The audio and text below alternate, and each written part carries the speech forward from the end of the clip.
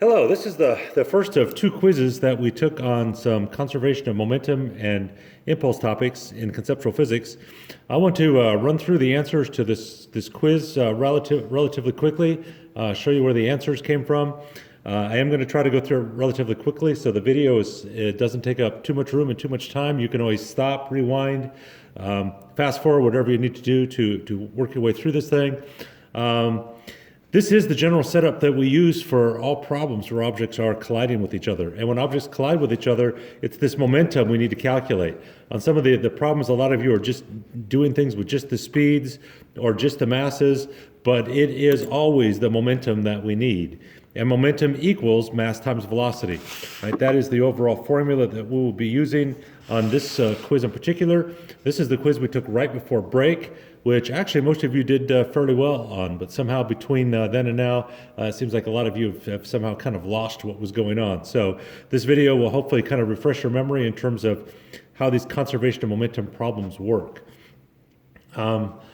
This is kind of at an odd angle because it's not really the setup I'm used to using, but it's what I can set up tonight. So I'm just going to kind of let you look at this real quick, and then I'm going to pull it off to the side for just a moment and write all of the numbers on this where they're appropriate in terms of masses and velocities. We have a 5 kilogram object, a 4 kilogram object. The 5 kilogram object is moving at 5 meters per second, and it says the 4 kilogram object is stationary. So before the collision, that is the information that we have. After the collision, this is where you have to be able to kind of take the reading and put it on a diagram like this. It says after the collision, the 5 kilogram ball has a velocity of 2.2 meters per second over here on the side. So the 5 kilogram, 2.2. And the question is, what we're trying to find is, what is this velocity of the 4 kilogram object after the collision? So the thing with collisions is that right, there can be lots of different masses, lots of different speeds. They can stick together, they can bounce off each other. There's a whole bunch of things that can happen during a collision, but the one thing that is always the same is if we can find the total momentum before the collision, that is going to equal the total momentum after, or vice versa. If we can find the total momentum after, that is going to equal the total momentum before. That is the only pattern that always works for any two objects or 3 or 4 objects that collide. The total momentum before the collision always equals the total momentum after. And in our next video, we're going to look at the changes, and we'll see that the amount of momentum that one goes down also has to exactly equal the same amount of momentum that the other object goes up. But we will leave that for the next video. On this one, we will just concentrate on the momentums. So once again, momentum is mass times speed. So we do 5 times 5, which is 25. That will be this momentum. 4 times 0 is 4. And 5 times 2.2 will be 11. So those are the momentums that we know. So if we are dealing with objects that collide, the first thing we should do is just write down all of the momentum numbers that we can. Then you should have all of the momentums either before or after, so we can find the total momentum on one side or the other. In this case, we know both of the momentums before the collision, 25 and 0. The total is 25. And we just add them together and find out what the total is. On these problems, what happens then is, as I said, the total momentums are always the same. That is the thing that will always happen, is that number and that number, those two total momentums will always be exactly equal. Doesn't matter how big the objects are, doesn't matter which way they're going, does not matter, does not matter, does not matter. Right? They are always, always, always, always, always the same. So what we can do is use that fact, that the total momentum of both of these objects after the collision is 25, with the fact that we know that this one is 11 to figure out this. Right? If the total is 25 and this one is 11, what we'll do is we'll take 25 minus 11, which gives us 14, right, which will be the amount of momentum in this 4 kilogram object, because both of these numbers have to add up to give us 25. And 11 plus 14 equals 25. To find the velocity, it is always the same last step. And what we'll do is we'll go back to our momentum equation. Momentum is mass times velocity. We know the momentum and we know the mass, right? The momentum of this object is 14, its mass is 4. So the question is, how fast does this object need to be moving if it has a mass of 4 kilograms to give us a momentum of 14? So using our momentum equation, and I'm just going to kind of write that up here where I have a little more room, right? P equals mv. The momentum was 14. The mass was 4. We're trying to find v. And the way we do the algebra is we always divide by the number that is with the variable so we can get rid of it.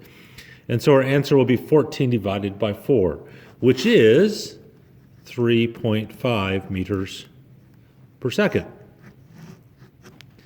That's how momentum works.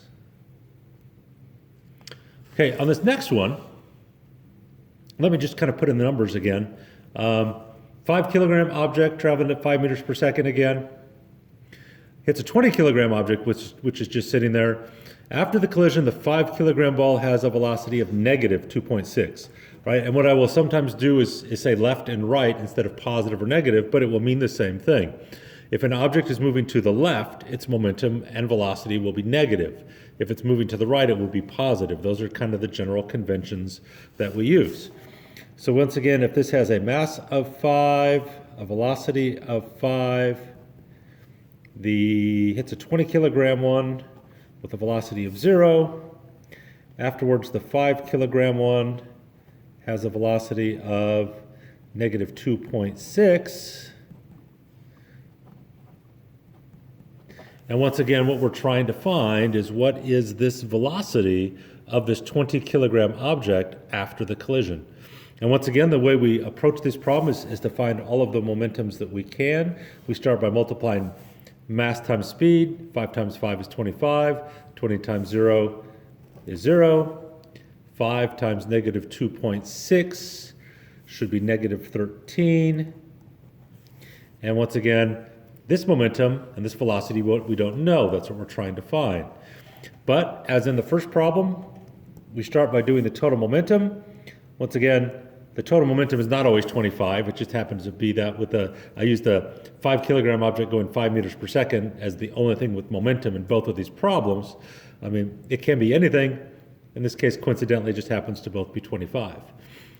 This math is a little trickier on this side to find out this total, or the momentum of this object now, because the total is 25, but this number is negative. And once again, the strictly mathematical way of doing this is you take 25 and subtract this number. But since this is a negative number, 25 times negative 13 is a 38. Right? 38 plus a negative 13 is what gives us our 25 that we need. So just like before, right, momentum is mass times velocity. So P equals mv. The momentum of just the 20 kilogram object we found out is 38. So that goes in for the momentum. The mass is 20. V we don't know. Divide both sides by 20. V equals 1.9 meters per second.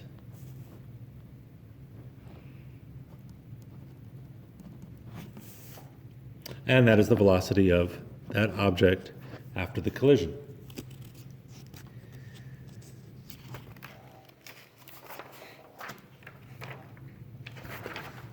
Okay, we'll go through the other couple of these also. So now we have a 4 kilogram object going to the right.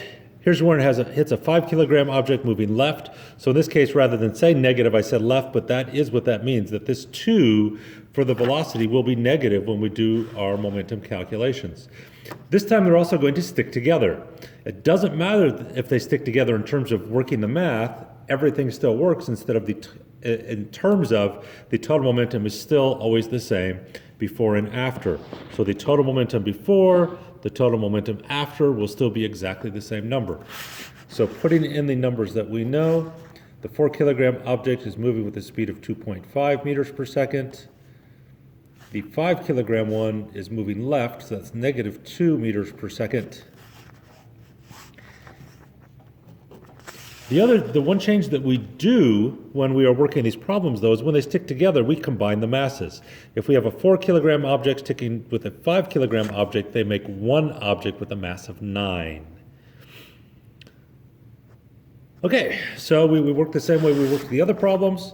mass times speed, and we find out in this problem something interesting happens. Right? This momentum is 10, this momentum is negative 10, which gives us a total momentum of 0. So when they stick together, the total momentum has to be 0. But if we have just one object, and it is just one object now, with a total momentum of 0, it means its momentum is 0, which means it's not moving. So if these two objects are moving with these masses and velocities, they will just stick together and stop. So one more problem. Since the other one was a little bit unique, we'll work one where they don't just stick together and stop. Here we have a couple of eagles that collide in mid-flight. So once again, let me kind of write the numbers down here. Eagle 1 has a mass of 10 and a velocity of 30. Eagle 2 has a mass of 8 and a velocity of negative 25, so they are flying at each other. Once again, if they stick together, their total mass is going to be 18, so we just have one object with a mass of 18 that's going to have whatever total momentum we're going to have. So once again, we work through the mass times velocity. We always have to find the momentums before we do anything else. Right? It's the momentums that follow the patterns. This is negative 225. 8 times 25 is negative 25 is negative 225. The total momentum is 75. So the momentum of both of these eagles as they're flying towards each other is 75. And just because they stick together, right, that doesn't change the fact that the total momentum afterwards is also going to be 75. And since there's only one object, that is this momentum of that object. The total is just the one object. And once again, as our last step, we have the momentum, we have the mass. If we're looking for the speed, right, I'm just going to kind of write this one right here. Momentum is mass times velocity, mass times speed. The momentum is 75. The mass is 18. We're looking for V. And we always divide out the thing with the variable so we can get rid of it. And so V is going to be 4. I don't have a calculator with me, so it'll be 4 3/18, which is 4. It's going to be roughly 4.2 meters per second. You can grab a calculator and actually check my math, but I think in terms of just trying to get an answer quick, that is pretty close to what it is. So this math is not incredibly complicated. Right? You should be able to work your way through these problems. There is a lot of math, but it all follows the same pattern. You need to find the momentums, which is mass times velocity.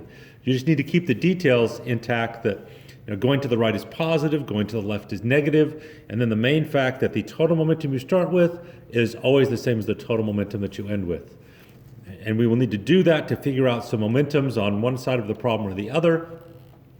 And then our last step, if we need to find velocity, is whatever the momentum is of the object that we're looking at, right? You're going to eventually take the momentum and divide by the mass, and that will tell you the velocity of the object. That's all there is to conservation of momentum. Hope this video helps.